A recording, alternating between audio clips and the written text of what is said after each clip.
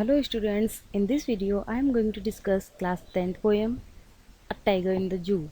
This poem is by Leslie Norris. So let's get started. This poem contrasts a tiger in the zoo with a tiger in its natural habitat. This poem यानी कि ये poem comparison करती है एक वो tiger जो जू में रहता है और with a tiger in its natural habitat, और उस टाइगर के बीच में जो टाइगर कहाँ रहता है नेचुरल हैबिटेट, यानी कि नेचुरली टाइगर कहाँ रहते हैं, ठीक है, फॉरेस्ट में रहते हैं, जंगल में। तो इस पोएम में हम कंपैरिजन करने वाले हैं, उनकी जो डिफरेंट लाइफ है उसको देखने वाले हैं। The poem moves from the zoo to the jungle. तो पोएम मूव करेगी जू से जंगल के लिए, ठीक है, and back again to the zoo, और फिर वापस से कहाँ आएगी, जू वाले टाइगर की बात की जाएगी। Read the poem silently once. एक बार हम पोएम को कैसे पढ़ेंगे, silently, and say which stanzas speak about the tiger in the zoo, और कौन से स्टेंजा बता रहा है, कह रहा है हमको जो टाइगर कहाँ रहता है, जू में। And which ones speak about the tiger in the jungle, और कौन सा स्टेंजा हमको बता रहा है कि टाइगर कहाँ रहता है, जंगल में। तो हम फर्स्ट स्टेंजा से स्टार्ट करते हैं students. He stalks in his vivid stripes the few steps of his cage, on pets of velvet quiet in his quiet race. He stalks, ही यानी कि कौन, tiger. Stocks in his vivid stripes, stocks यानी कि दबे पाँव चलना। आपने कई और भी एनिमल्स को दिखा होगा, जब वो अपना हंटिंग यानी कि जब वो शिकार करते हैं ना, तो कितना मतलब ऐसे घात लगाए बैठे रहते हैं और इतना दबे पाँव चलते हैं, ठीक है, किसी को दूर दूर तक पता भी नहीं चले, भनक भी न लगे। स्टॉक्स यानी कि वही मीनिंग है इसका, बिल्कुल ही शांतिपूर्ण तरीके से चलना और दबे पाँव। Stocks in is vivid stripes, vivid यानी कि उसकी जो ब्राइट स्ट्राइप्स यानी कि धारियाँ होती हैं। आपने कभी टाइगर को देखा हो, उसका जो शरीर होता है उस पर कैसी स्ट्रैप्स बनी रहती हैं, ब्लैक ब्लैक, ठीक है, धारियाँ। The few steps of his cage, तो उसका जो केज है उससे कुछ ही दूरी पर है, ठीक है, फ्यू स्टेप्स की डिस्टेंस पे है कौन, tiger. On pets of velvet quite, और उसकी जो पैड्स यानी कि जो उसके पॉज हैं, उसके पंजे हैं, वो कैसे हैं, वेलवेट की तरह मखमली हैं, ठीक है, सॉफ्ट हैं, शांत हैं। इन इज क्वाइट रेज, और वो कैसे मूड में है जो टाइगर है, क्वाइट रेज यानी कि एंगर है उसमें, गुस्सा है, क्रोधित है वो, लेकिन अपने गुस्से को दबाए हुए है, इसीलिए वो क्या है, क्वाइट है। Okay, he should be lurking in shadow, sliding through long grass, near the water hole where plum deer pass. तो अब सेकंड स्टेंजा में बताया जा रहा है जो टाइगर कहाँ रहता है, फॉरेस्ट में, जंगल में। तो यहाँ बात कर रहे हैं कि जो टाइगर पिंजरे में है ना, जो केज में है, उसको तो कहाँ होना चाहिए, फॉरेस्ट में होना चाहिए। ही should B lurking in shadow, तो उसको तो उस शेडो के पीछे छिपा हुआ होना चाहिए। कौन सी shadow, sliding through long grass, जो कैसी होती है, लॉन्ग ग्रास यानी कि जो झाड़ियाँ टाइप की होती है ना, उनकी बात की जा रही है यहाँ पे। नियर द वाटर होल, और कहाँ क्या होता है वहाँ पे, वाटर होल यानी कि जहाँ आपने देखा हो कुछ पानी का जल भराव टाइप का रहता है, ओके, वहाँ उसकी बात की जा रही है।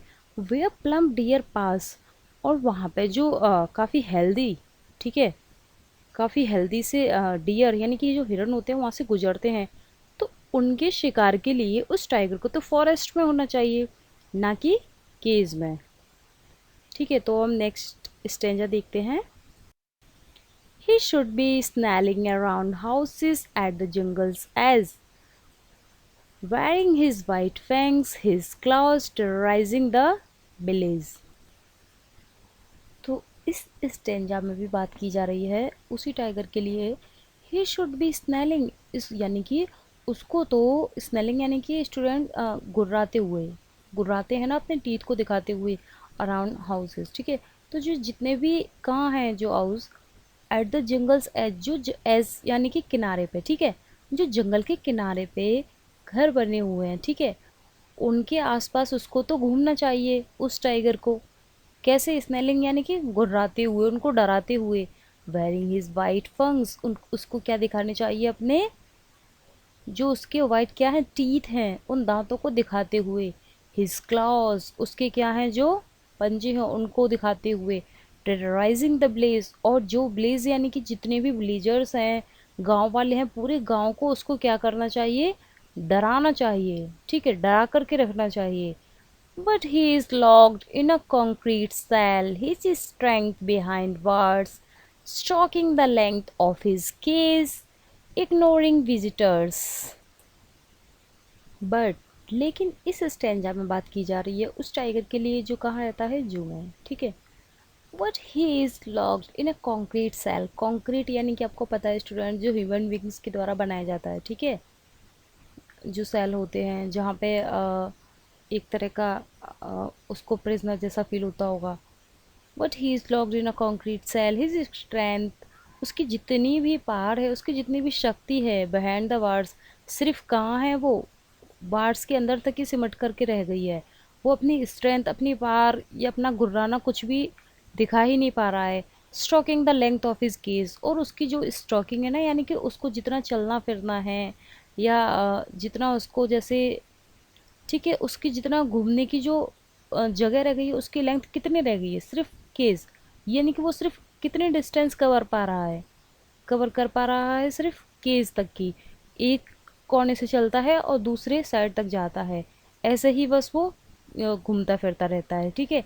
इग्नोरिंग विजिटर्स, उसको तो विजिटर्स हैं यानी कि जो जू में आते हैं विजिट करने, उसको तो वो भी अच्छे नहीं लगते हैं, उनको भी क्या कर रहा है वो टाइगर, इग्नोर कर रहा है। क्योंकि क्या है, वो खुद को कैसा महसूस कर रहा है, काफ़ी हेल्पलेस, काफ़ी बोर महसूस कर रहा है, कि वो सोचता है उसको तो कहाँ होना चाहिए, बाहर होना चाहिए, ठीक है, जबकि वो तो कहाँ है, जू में बंद है, एक कंक्रीट सेल के अंदर है, और उसकी स्ट्रेंथ तो सिर्फ एक बार्स के अंदर तक ही सिमट करके रह गई है, ठीक है। और वो सिर्फ कितना ही चल फिर पा रहा है, जितना कि केस बड़ी है उतना ही सिर्फ घूम फिर सकता है वो उसी के अंदर तक। ओके, अब now last stanza. He hears the last voice at night, the patrolling cars, and stares with his brilliant eyes at the brilliant stars. तो अब देखिए लास्ट स्टेंजा में क्या होता है, he hears the last voice at night. तो वो जो टाइगर है, कहाँ, जू में, ठीक है, तो वो लास्ट वॉइस सुनता है कब, एट नाइट, रात को, ठीक है। द पेट्रोलिंग कार्स, तो पेट्रोलिंग कार्स यानी कि जो होते हैं पुलिसमैन वगैरह, वो गश्त करते हैं, ठीक है, तो उस आवाज़ को वो सुनता है, लास्ट वॉइस होती है वो, ठीक है।